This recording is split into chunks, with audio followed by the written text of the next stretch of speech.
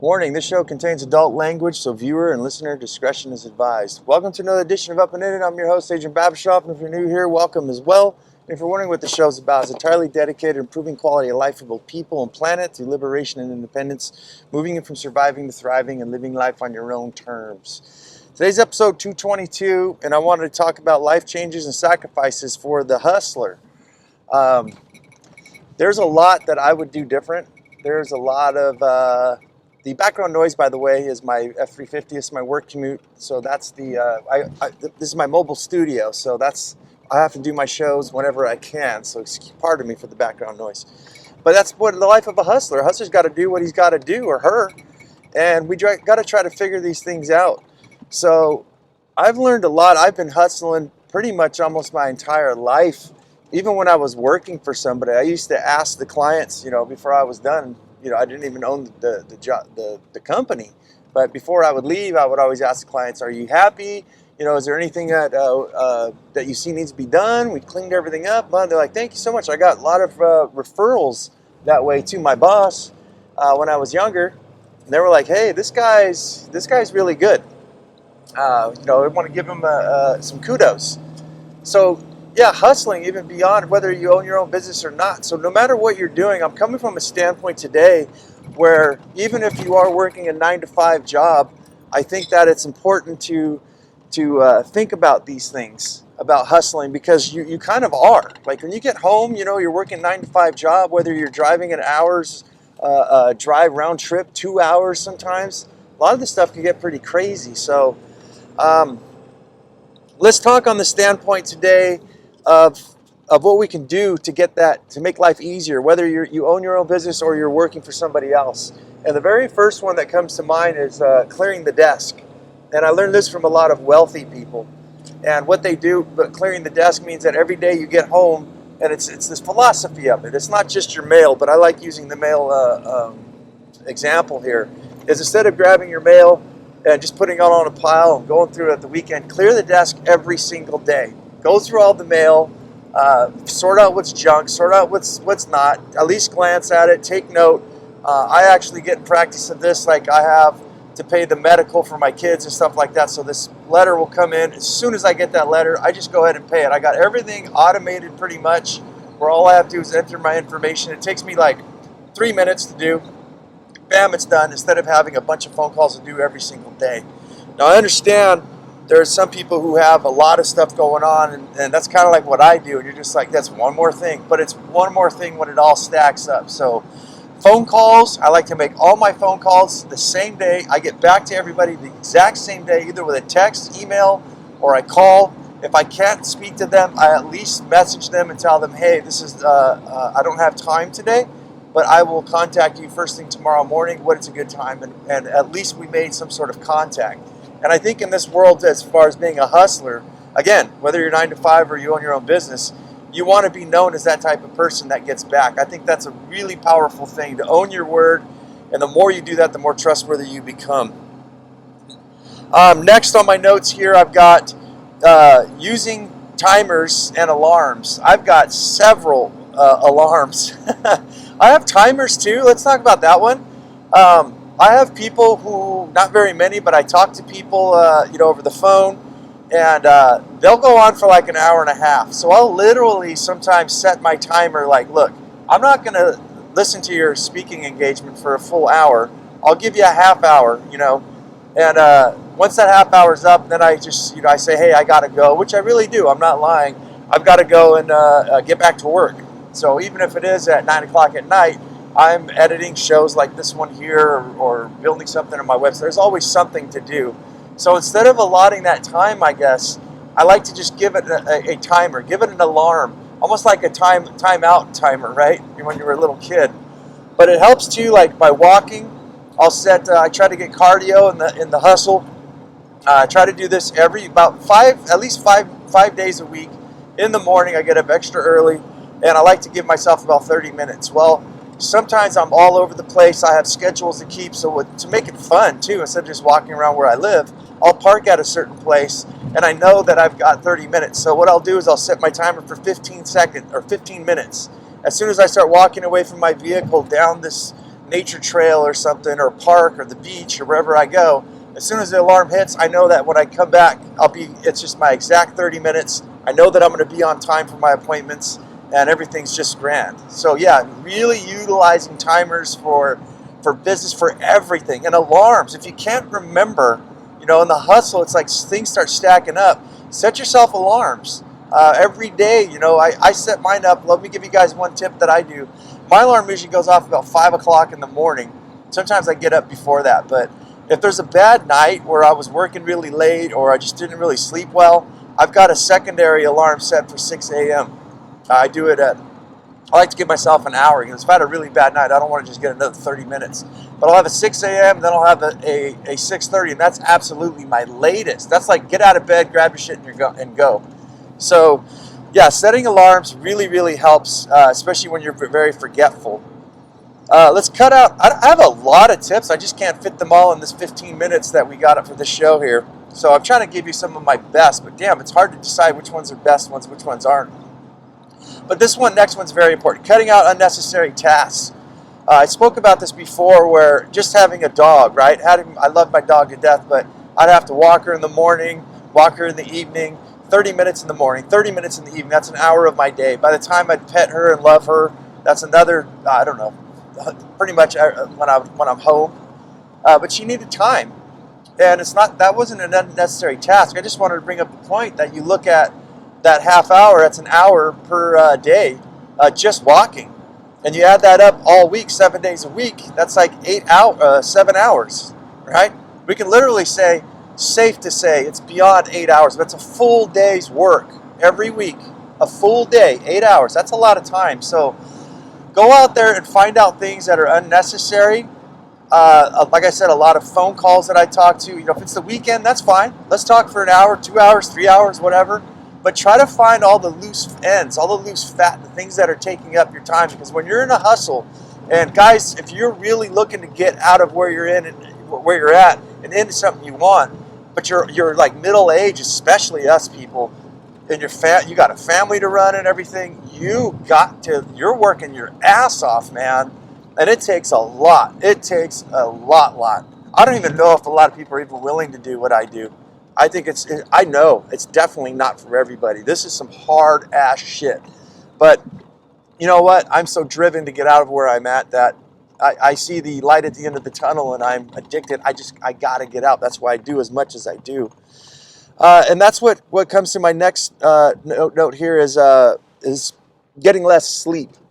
Now, what I do, I'm not doing it anymore. I'm actually aiming to get 8 hours of sleep. I go to bed around 7:38 when I put my child down, and I give her a wash and stuff like that. We eat dinner, but I try to get her down about 7:30 when I start brushing her teeth and her hair and things like that. So by 8 o'clock we're in bed. 8 o'clock I utilize that time to do some research. So I try to fall asleep around 9 because, as I said, I get up at 5.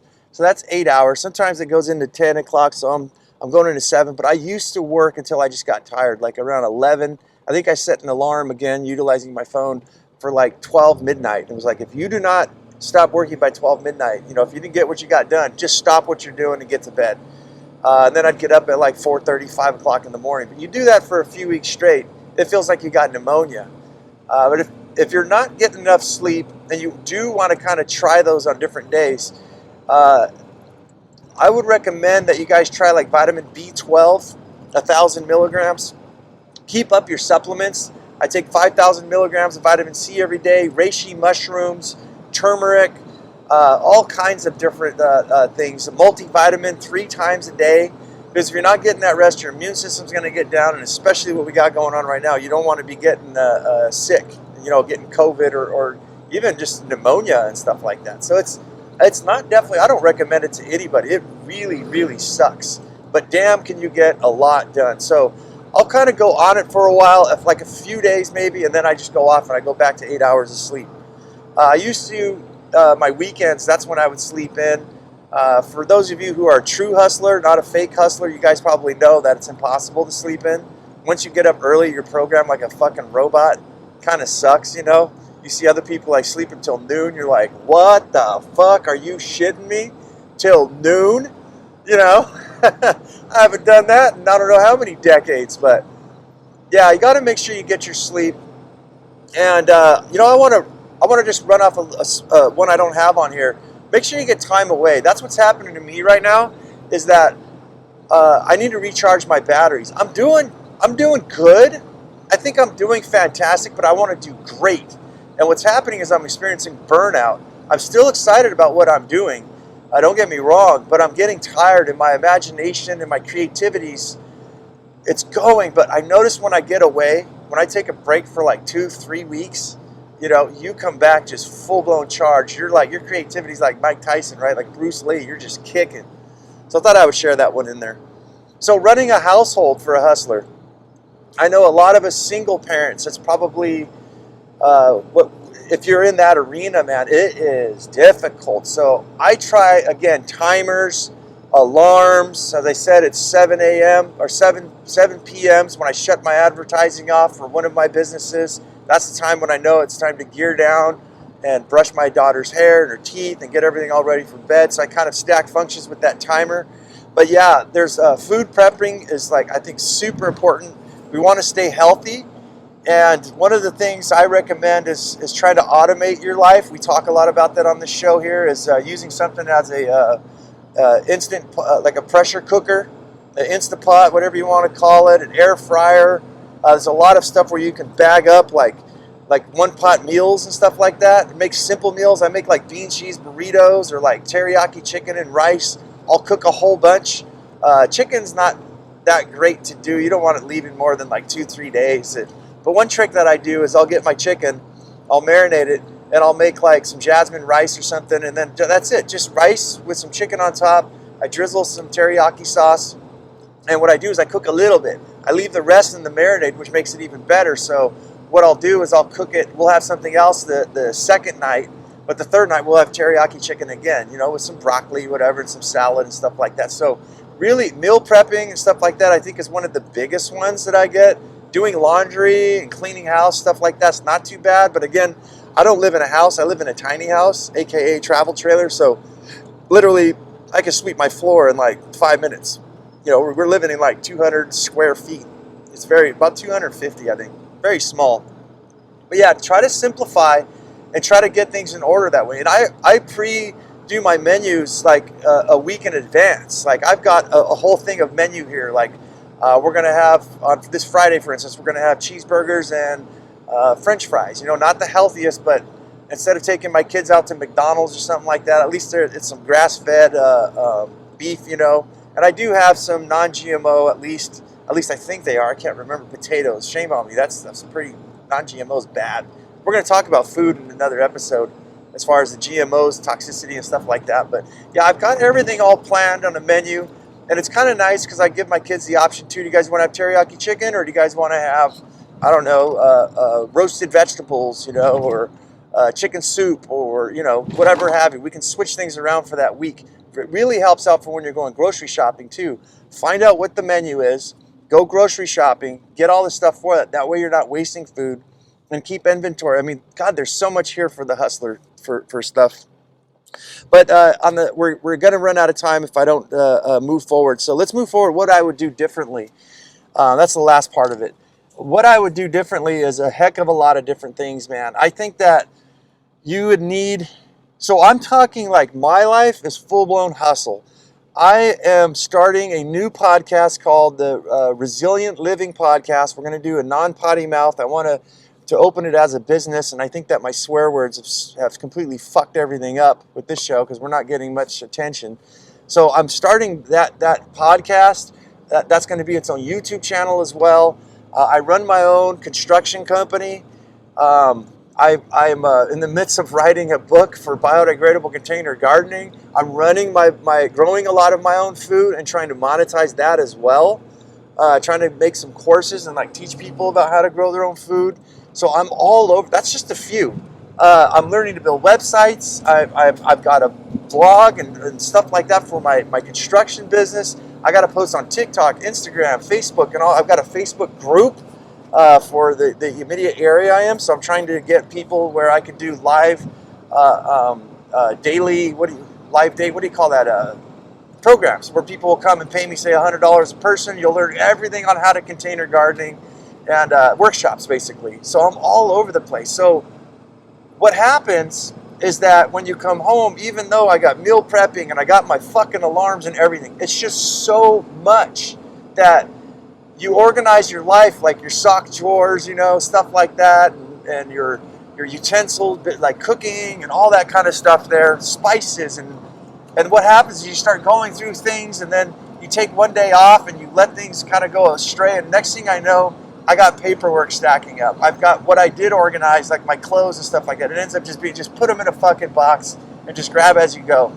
A lot of those little nitty-bitty things take time, and what I regret is that the tools like I have on my work trailer is completely a fucking catastrophe. It's a mess. I can't find hardly anything, and I just don't have the time to get in there. A lot of the outer exterior of my living situation is also, it's turning into a wreck. I try to recycle and try to repurpose things and stuff, not throw away a lot of trash. It just becomes insane. That's why I am a proponent of using paper plates as a backup. Paper plates, paper bowls, it's the only things I do, and also paper towels. And to just clean stuff up, be able to throw it away instead of washing all the rags and trying to do everything. It's like you're killing yourself. So one of the regrets that I would have is if you had the chance before you got in the hustle like I'm doing, that you would just completely go, and I mean resiliently go through and put like kitty boxes, right? Like, I mean, places where you can put things when you get in a hurry, where they all stay the same, just basically like a shelf, where if you had to drop and go, it's still semi organized, because then when it becomes a mess, it becomes so much stress. And like I said, my shipping containers that I have where I store a lot of my materials, my tools, all of those things are it's frustrating to go in there just to find stuff. There's some stuff I have no clue where it's at. It's gotten that bad. I'd be late for work and I'd pull over to my storage container and just kind of toss stuff in there and then do the same and say, well, I'll do it next weekend. And that procrastination of doing it later always leads to a mess and disorganization, which leads to frustration, anger. I think it can lead to depression, all kinds of different things. You're not performing well. So what I would do different, as I said, is get everything a lot more organized, so that when you can't, in clear space, so that if you have to throw things in there, you can literally come in and you can just start placing stuff in the shelves where they go, in the little bins and everything like that, and just figure out a way with food, with everything in your life. Because once you're in as much hustle as I am, it's like you can't back out. I got to get these shows out 5 days a week. I'm going to have to start getting my next shows out 5 days a week, videos and audio. I got to keep my gardening group interested in gardening. I got to post stuff. I got to show up to my garden at least once a week to check on things. I got to make phone calls for my construction business. All this hustle is so much that if I start skipping a week, 2 weeks, 3 weeks, to take from Peter to pay Paul, then I'm kind of losing out on everything. So it's going smooth. I'm not going to die. I don't think that you will either, but I could definitely see if I could redo things, go back in time, that I'd organize it that way where everything's a lot more streamlined, and stick to it. Stick to the program, and that way life can go a lot easier. So that's the show, guys. If I brought you guys any value, please like and subscribe and review my show. Help me get the show off the ground. It's just upandinitshow@gmail.com. If you guys have any questions or some criticism, let me know. Give me a thumbs up, thumbs down, middle finger, all of that, a wavy, a heart. So it's Up and In It. You guys can check it out on TikTok, Instagram, Facebook, YouTube, and anywhere where they'll let me do these podcasts. As I always say, guys, go out there and have yourself a near-life experience. Don't lose your muchness. Carry on the fire. Human up. Live it, love it, own it, and bone it, my friends.